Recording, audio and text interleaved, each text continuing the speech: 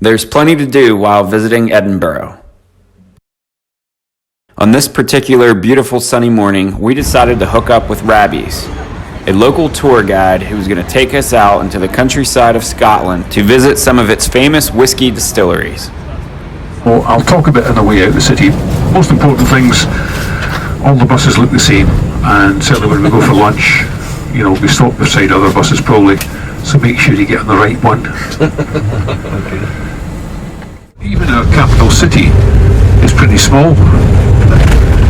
Roughly 500,000 people in Edinburgh, which as far as capital cities goes, is pretty small. Edinburgh's our second largest city, the largest being Glasgow, over here on the west coast. Glasgow between 800 and 900,000, depending exactly where someone draws the line. This big monument here just next to us called the Walter Scott Monument. It's the largest monument in the world dedicated to a writer of a big volcano. Lots of volcanoes in Scotland. Luckily they all have the same description: extinct. One thing I like about traveling in small tour groups for the day is learning some of the area's history from the local guides. Running down from it, which is the old town area, is basically the lava flow of the old volcano. Main Street going up and down to the castle, different sections but collectively known as the Royal Mile. You've asked two different questions. Do we want to stay part of the UK? Yes. Do we want to stay part of Europe? No. Get on and do it. Do the job you're being paid to do. That's what democracy is meant to be. All these little hills, including this one right next to us, volcanoes. Now, in between these two hills, we have the River Forth and Stirling Bridge, which is why the castle is so important. Getting to relax and see the Scottish countryside was particularly enjoyable on this tour. So they used to say, if you hold Stirling Castle, you hold the key to Scotland.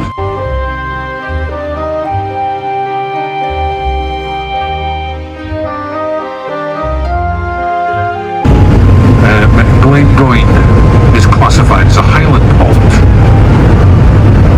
because basically the water comes from the highlands.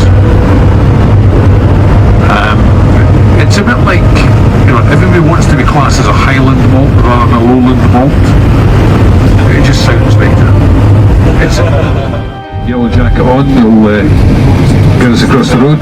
So certainly when we get across the road, your tour's due to start in about 5 minutes. The first stop was Glengoyne Distillery. Right. Located in Goin, just north of Glasgow, it's been in operation since 1833.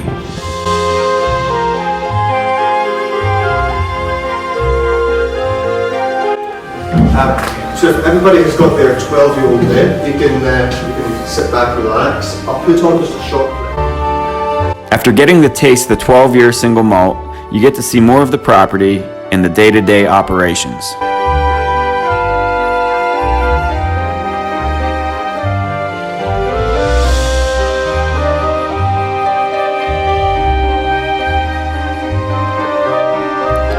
If you're rich, you can age your own private barrels here at the warehouse.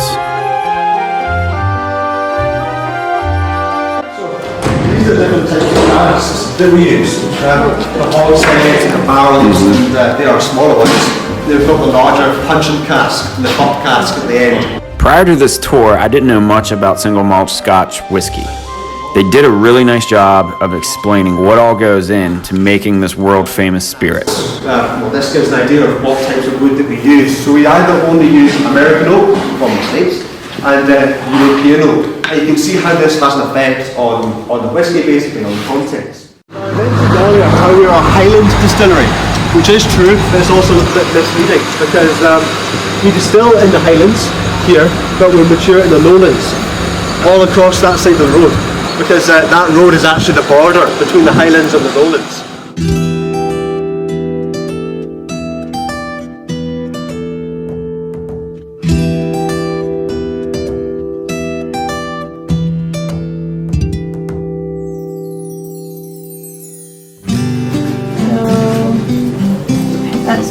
Yeah, no, just keep it like that. It's like a dream come true, whiskey on tap.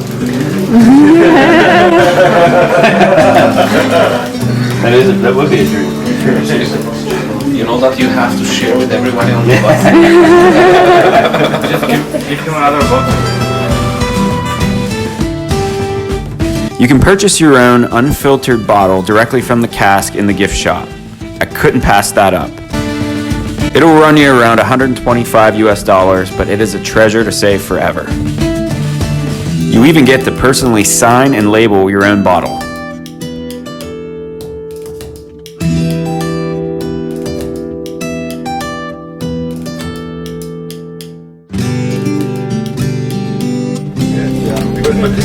You like this? No. But they do if for people that drink their whiskey cold, they do a famous grouse also do a blend called snow grouse. Fish and chips. Yeah, that's probably one of Scotland's most famous dishes. If you get good fish and chips, it's really nice. If you've known about the UK, you'll find that fish and chips in England is usually a bit different to fish and chips in Scotland, because in England they tend to use different fish. In Scotland it's mostly haddock, but in England it could be plaice, whiting or cod. No particular reason other than that's just become traditional. In between whiskey tastings, the tour stops for a much-needed sit-down lunch. Just waiting for us, right?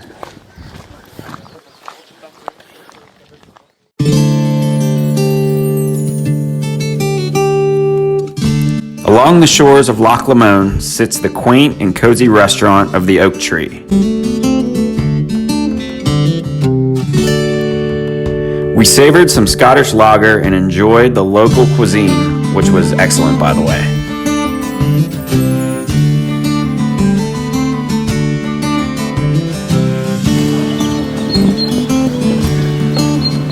How come you decided to come to Scotland?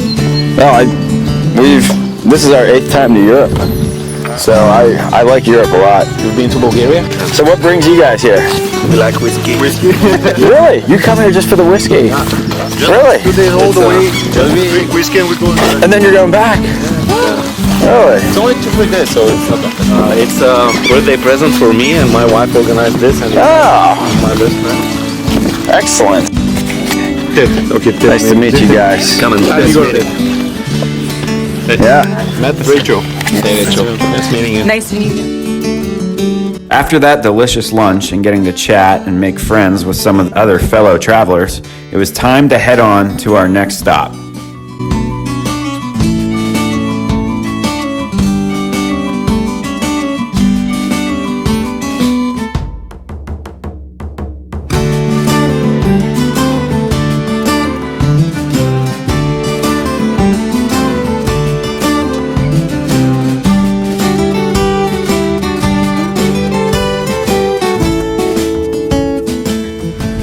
This place looks completely different.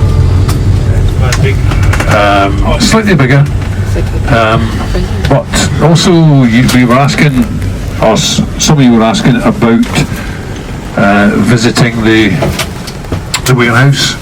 You do get to go in the warehouse in this one. The smell is awesome. Again, obviously, just a little reminder, when you go around, make sure you ask about photographs, certainly in the warehouse. You won't be able to take photographs. Deanston Distillery was founded in 1965 and sits right on the River Teith, in which it sources all of its water. Its handmade whiskey is classified as Highland Single Malt. This is our cask yard. We store all our casks out here, but they're empty. These are all stored before we take them in to fill them, so they've had no whiskey in them yet. The casks to your left, or to your right, sorry, to my left, they're bourbon barrels. So they've come straight in from Kentucky. When you walk past, you can have a look. There's the stamps on top tell you where they come from. So there's some from Buffalo Trace, there's some from Jim Beam. I think hidden at the back there's some from Jack Daniels. So we get all our barrels directly from them every couple of months. The reason we use these, in America, they use a law that says you can't use a bourbon barrel more than once. If you put a spirit in a bourbon barrel that's been used, it can't become bourbon. So they sell them on. They either chip them up to make barbecue smoking chips, whiskey barbecue, or they sell them to us. They make up about 98% of what we use in Scotland. We then use also these ones behind us, which are European oaks, the red European oak, much darker looking wood.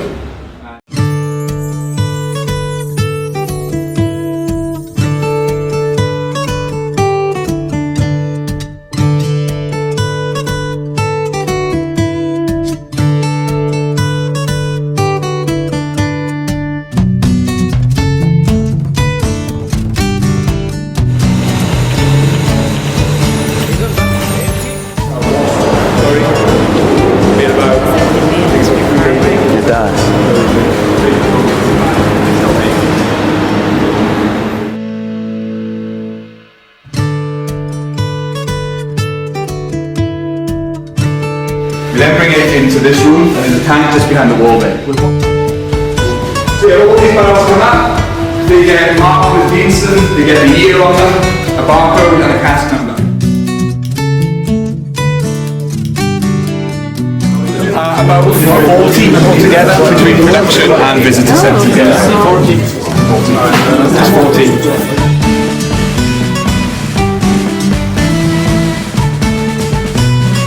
Both of these distilleries we visited today were excellent.